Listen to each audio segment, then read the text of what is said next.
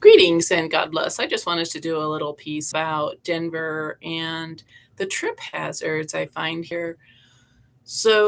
One of the things are all the scooters and bicycles. Like, there'll be construction and this narrow little walkway, and I don't know if it's the scooter company or people just dropping off a scooter, but there'll be a scooter blocking like a 2 feet pathway, and there'll be scooters just clumped, like the people who the company Lyft or Lime, especially Lime, they leave them on the sidewalk. Like, the scooters aren't supposed to be ridden on the sidewalk, but everybody's riding them on the sidewalk as fast as possible too. So scooter drivers, and if you look up the Lime website, they're like, well, pedestrians who get injured should have been looking. Like, that's the mentality that the Lime company has, that it is the pedestrians on the sidewalk that should jump out of the way of a reckless Lime scooter driver.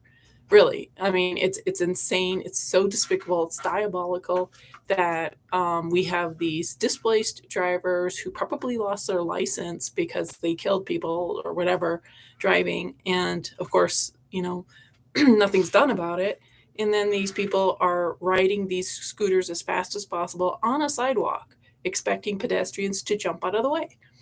The thing is, the same mentality that makes these absolutely terrible drivers of cars lose their license is they're bullying. They expect everybody to jump out of the way, and this is just a crime. Like, this is basically giving somebody a gun and saying, get out of my way, or else I'm going to shoot you. I mean, that's how drivers are. Drivers are like, I'm going to go as fast as possible unless you jump out of the way, even though it's my light. So, anyways, here in Denver, you may think that's what I thought. I thought, oh, okay, I'll be able to walk on the sidewalk. It did not dawn on me that the sidewalks themselves would become such a hostile, stressful thing, worse than trying to cross the street. Because most places are car centric. And so cars are not letting you cross, even when it's your light or whatever, in other places. But here that happens. Um, and with the entitled drivers. But here there's entitled drivers on those scooters, those Lime and Lyft scooters, even though it says not don't use on the sidewalk, they use them, and there'll be like 5 scooter drivers in a row going at you. And then there's the e-bike users, and then just regular bicycle users. They go into these cramped, like, there's all this construction going on in downtown, at the 16th Street Mall, and for some reason, everybody thinks they have to go as fast as possible in this crowded, cramped part, of the city, even though they should be on 14th Street or 17th Street or 15th Street, where there's bike lanes and more room. But I think these people are 3 sheets to the wind, out of their mind, and I think they also like bullying people, and I think they think they're so cool, and they think everybody wants to be bullied by them or something like that. And Denver does nothing to take care of pedestrians. Another thing that is so crazy is, so you go to a nice part of town, Larimer Square, or some parts of the 16th Street Mall, and there'll be these canvassers, and these canvassers corner you. They get you when there's like this crosswalk and all this construction. And I have tripped over trying to get out of the way of these aggressive canvassers who are jerky. They're like, "Ugh, you don't want to talk to me or whatever." And I'm like, no, I don't. I don't. I'm already like dealing with a lot of other stuff. So yeah, you think you're going to enjoy the architecture, window shopping, but no, these canvassers are vultures. They're barracudas, and they create a trip hazard too, because they set themselves where there's all this stuff you have to navigate, all this construction. And another thing is, so there's all these fences. Denver is like a prison. It's like a open air prison, and so they have all these chain link fences around the library, around Larimer Square. Well, not at Larimer Square, but they have these other fences, and so these fences are not, um, like, they're not, I don't know if the word is ADA compliant, but there's all these trip hazards. So every, like, 7 feet, you're gonna trip if you're not looking for this, projection from the fence. Now, I grew up in New York City, and they had methods. I don't know what they did, but they didn't the fences weren't a hazard every, like, 10 feet, like they are here. And, yeah, there's just you know, like this Denver, I thought Denver was a world-class city, but it is like a third-class city, with the benefit, with the credibility of a third-class city. But, if you're a pedestrian, like, it's a car-centric, um, place, and it's just so brutal. It is I would say it's the most hostile city for pedestrians, and I know everybody's like, "Oh, New York's so terrible." You know what? Like, having to witness Denver's suicide assistance program of the mentally ill addicts that you see on the sidewalks because the drugs here, there's something about the altitude that makes people lose their minds. And what, somebody would just be doing recreational drugs elsewhere, they become homeless, mentally ill, nightmare. Like, and Denver just does it. Denver just this is just how it is. It's a human sacrifice city, as far as I can tell. Unless you have a car and unless you're a certain demographic who they're subsidizing, to take over, um, born and bred Americans. So, anyways, and lastly, some of the sidewalks, like the Denver Street Mall, has these really slick sidewalks. So, when there's snow and slush and ice, it's very slippery. It's just there's just something about the cement that they used or whatever, and so it's just clear that some hack, um, made these sidewalks. Uh, I just wanted to, give a heads up. If you're a pedestrian, it is the Denver hates pedestrians. They have no, you're barely protected from getting run over by a scooter. And lime, just lime is more valuable to Denver than pedestrian safety and peace of mind. And I just, want to give you my personal experience. And drivers here are aggressive, and it's like, what's it to a driver to give you your 3 seconds to cross the road, when there's no traffic, and like, and I know everybody's acting out, but pedestrians have a place to go too. We are not, like, we're why should we wait 20 minutes to cross the street when there's absolutely no traffic that one time? I mean, it's just sometimes there's just no, like, you have to cross when it's your light.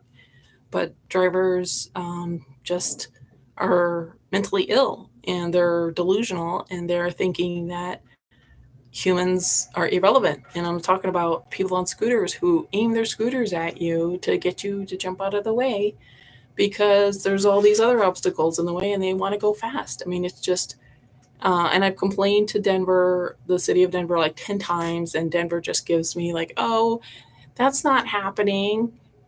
Scooters don't work on the sidewalk. I mean, it's like, what is going on? Idiots running the asylum, the insane people running the asylum.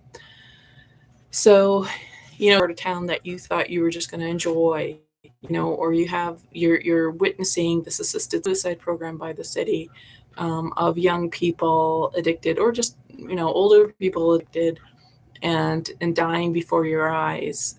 Uh, you just don't expect that, but that's, October 2023, that's what you're going to get in Denver. And I guess everybody is all, like, numbed out and are on their own drugs and drunk and just, consumed with family and their career, and maybe they don't even notice what I'm noticing. But if you're a pedestrian, like, I'm a pedestrian because I enjoy the sky and trees and bird song and seeing people, healthy people walking around. I enjoy life, living. And but Denver is just, it's so sad, and it's disgusting, and it's profitable. That's the thing. Like lime scooters running on the sidewalks in tight 2 feet areas with no police doing anything about it. um, that's making the city money, and that's all that the city cares for. And aggressive drivers, that's all the city cares for. Parking tickets, that's all the city cares for. uh, the homeless industry, that's all the city wants. They want addicts, they want homelessness, they want mentally ill people on the streets, you know freaking people out. So then the Denver folks vote for more grant, more money to be like laundered into city officials' accounts. But I think but the locals who are voting for it will think that it's helping homelessness when it's not. It's because where is all this money going? Like, how could all this money disappear with so little results? Not to mention that all this money is going to facilitate illegals. Like you'll see the homeless people here that I see are white people, black people, men and women. They're addicted, they're mentally ill, young, a lot of young, really, really wrecked, young, um, mentally ill homeless people here, more than any I've ever seen. And then there's the older people, but I don't think I've seen Asian, um, don't see many Hispanic. I mean, of the Latino community, like there's people who have no command of the English language, and they have no interest in learning English. They don't even use the like translator. Like they just expect Americans to know Spanish. Like when an American doesn't know Spanish, like if you're all the way in Colorado and you don't know any English and you have a smartphone and you have a car and you have a place to live and you're buying new clothes, like shouldn't you try to figure out that Google Translate? So like instead of expecting Americans to somehow magically know Spanish, like you're given $4,000 a month, like shouldn't you try to have some comprehension of the language? Like it's amazing. It's absolutely insane, actually, what Denver is. And yeah, I've really, it's sad. It's diabolical what's happened here, what's happening. And like the trusted agents of the public good are just like, I'm getting my paycheck, I'm just getting my money, doing it comfortably, ignoring my job, not doing my job, or actually my job is just to help the deep state and not really to do what's on the job description. So anyways, yeah, where is a walkable city? And like, I watch those different YouTube channels that talk about walkabilities, and so they're looking at statistics, they're looking at Google Maps. But if you're a walkability channel, you have to talk about the aggressive homeless people that you're going to encounter when you're walking. Okay, like cyclists zip bys, and cyclists are bad, in my opinion. Cyclists, they go on the sidewalks. They are reckless when you're trying to cross, and they're just too impatient, and they're going to cut you off, even though it's your light.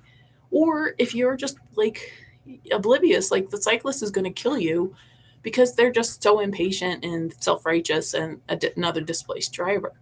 Like, I really don't like this cyclist movement, because this cyclist movement is actually it's imposing on pedestrians, because those cyclists, they life, their cycling matters more than a pedestrian who's obliviously walking, um across the street. Because yeah, because bicyclists, I mean, they're out of control, and then they go on the sidewalk as fast as humanly possible because they've got somewhere to go, and they're just in their groove, and they are a threat to pedestrians. And until someone dies, nobody cares, you know? I mean, I've mentioned this on Reddit and people are like, "Oh, there's no way any cyclist has killed anybody." I'm like, "You just look it up. Cyclists kill pedestrians." It's not a big sexy story that the New York Times will feature, but it does happen. And you know, people think it's just a stupid bicycle that killed somebody. Is like, oh well, you know, just a bottle killed somebody. That's so, you know, but this is a reality. So when these like walkable city YouTubers or websites or whatever, like you need to take into account the aggressive homeless people that are lurking on the sidewalks, the aggressive cyclists who are a danger when you're trying to cross on the zebra crossing, or the cyclists are on the sidewalk. Like when I lived in Portland, Oregon, I got crashed into 5 times by cyclists from behind, from around corners. There was no way I could have anticipated because they were coming from behind me, from around a corner, as fast as humanly possible. And they didn't really care. You know, they just thought it was, you know, just whatever, inconsequential. Because apparently pedestrians are the lowest of the low, um, even to cyclists. And you know, and cyclists are like, well, I'm so important, I'm being so ecological. Well, I'm so important, I'm being ecological, I'm walking. Okay, I'm not crashing into people like you know, like you cyclists almost do. Like, the thing is, these cyclists are displaced road rage drivers who are, you know, they're even more dangerous than a car, because at least we know a car should not be in the bike lane. We know a car shouldn't be on the sidewalk. But then these cyclists or these scooter drivers, they are on the sidewalk, they are on the bike lane, and they're on a collision course for a pedestrian. And like, yeah, I mean, I'm like, how many pedestrian lives have to be maimed and injured and killed and murdered by cyclists and scooters and stuff on the sidewalk or on, you know, on the bike lane for it to matter, you know, to these bike activists. So anyways, you know, for these walkability scores and whatnot, you need to know how many aggressive homeless people are lurking on the sidewalks, how many aggressive people on wheels, you know, scooters, cyclists, e-bikes, are on the sidewalks or the bike lanes.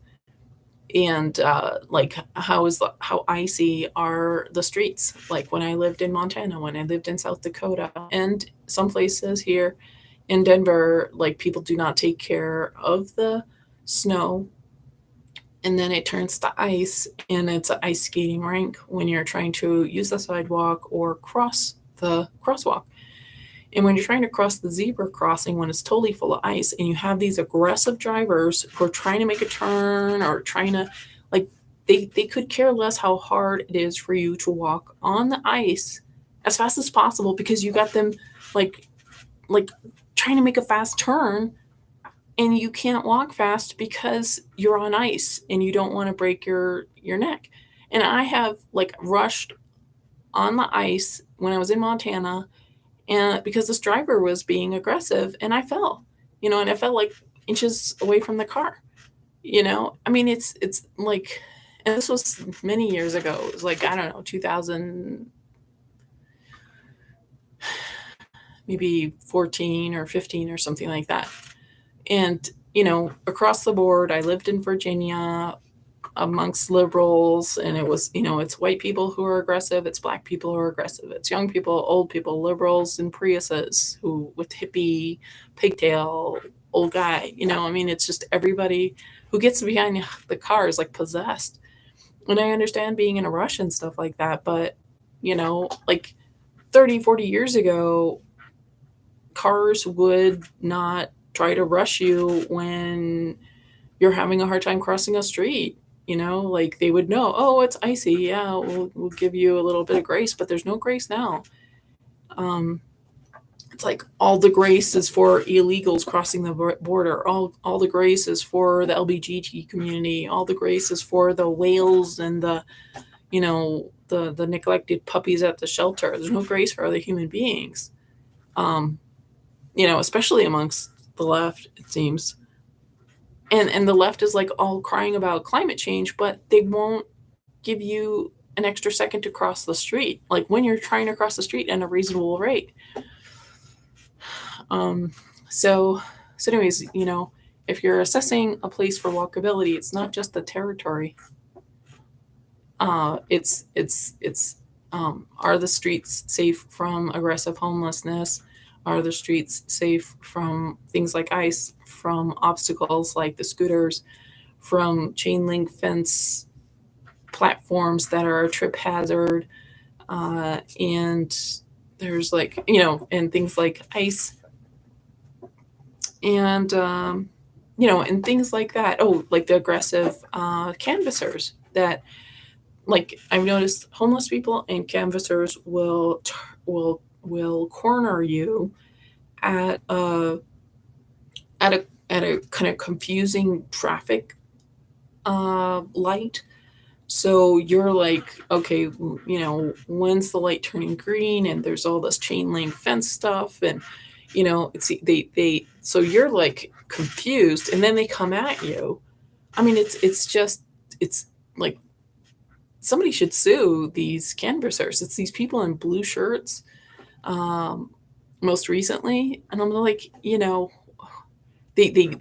stay in the way. Like there'll be this, like there's all this construction on 16th Street here in the Denver pedestrian mall, and like they'll block this little amount of so there'll be outside Target. So there's like 5 homeless people living outside of Target, the Target entrance, and then the canvassers are like 15 feet away, blocking that. So it's like you're having to navigate um, like these homeless people in your face, and then these canvassers coming at you when you're trying to cross the street, and you got these chain link fence and the scooters on the ground on your right side, and the trip hazards on your left side. It's like, anyways, walkability has to take into account this mentality. Like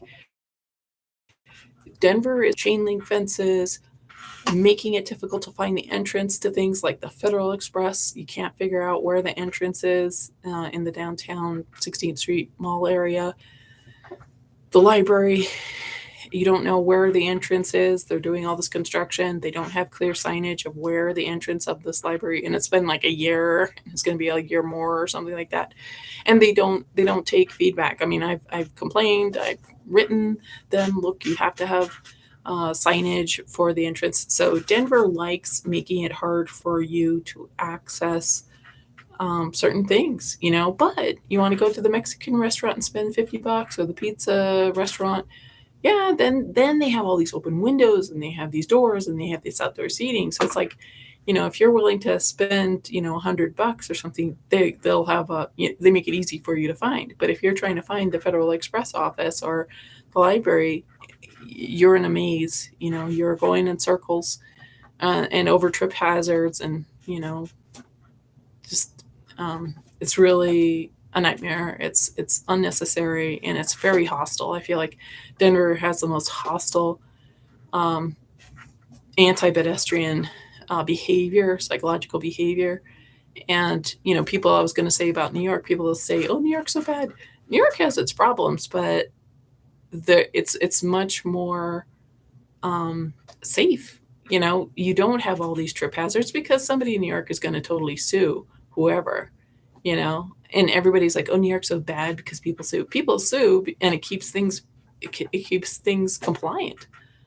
But like in Denver, like where the heck are the litigious people who will make the effort to sue, or to just hold people to compliance, hold the city to being compliance.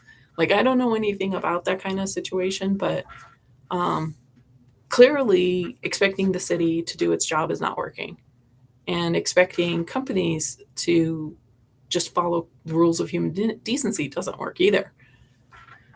So just wanted to put that out there. And yeah, shame on you, people on scooters and bikes on sidewalks that are menacing and bullying people when they're on the sidewalk, like, shame on you, because you have no right to be on the sidewalk and you have no right to bully people on the sidewalk just because you're late for work or just because you want to, just because you had a bad day, because you're on this, that's, you're infringing on their constitutional right to travel.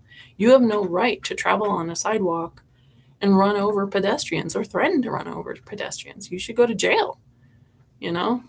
But nobody's interested in that. All people are interested in is like pushing porn in schools and getting little kids to have sex changes. That's all that matters. That's all important. Oh, and let's make sure they get injected too so they can have a heart attack in 5 minutes. So, yeah. So yeah, the question is what is a city that is conducive to um, people walking around? Because like everybody's like talking the stupid climate change, stupid global warming stuff, but they don't live it because they're still driving cars, so still driving like recklessly, or they're riding scooters and bikes recklessly. So they're making it a nightmare to be a pedestrian, which is not hard on the planet. Like your bike, your car, your scooter, the battery for your e-bike is going to take a million years to ever decompose, and it's going to poison the planet. And it's those batteries were built on the back of child slave labor in Africa, but you don't care because you're like, well, I spent $1,000, so that really matters more than the slavery that some child had to do to make my battery happen, or make my bike in China. It's just like this incredible double standard that liberals have. They're like, I get to run over pedestrians and exploit slaves in China and Africa for my greenwashing, for my like right to drive a bike on the sidewalk. And they think they're doing everybody a favor when they're complicit in child slave labor for the stupid e-bike battery or scooter battery, and they're bullying pedestrians who are the best people to have. Like, if you want, you like pedestrians. There's very few pedestrians because it's such a hard life. But those are the people who are lightest on the planet, and and those homeless people, those are light on the planet. They're not doing the crazy stuff that progressive liberals are doing, you know, trying to get children to have sex changes and poking everybody with questionable liquids. Um, yeah, it's really insane, and grandparents and parents of these leftists just brought up some kid, um, and just allowed these people, these leftists, to get so carried away with this delusion. And what I think is like parents are like so afraid, or grandparents are so afraid that they're going to be cut off from their kids, so they just comply, they just capitulate when the leftist maniac is going on about all these agendas. Um, yeah, and I think it's just the parents and grandparents were emotionally stunted, and didn't have children with the right maturity, and never became mature, and now we have all these toddlers having temper tantrums about stuff that, if they ever grow up, they're going to be like, why would I ever force little kids to get sex changes, or everybody to get these experimental liquids put into them? Like, but this is who we're letting run the world with no pushback. We're almost in 4 years into this. It's just want Jesus to return. That's all I can say. So, anyways, there's just more to a walkable city than the map. The map territory, you have to take into account they have all these cops, like real cops there. They know how to, at the pedestrian mall, it's no holds barred. It's everyone for themselves. And I think that's just despicable of the city of Denver. So thank you for watching.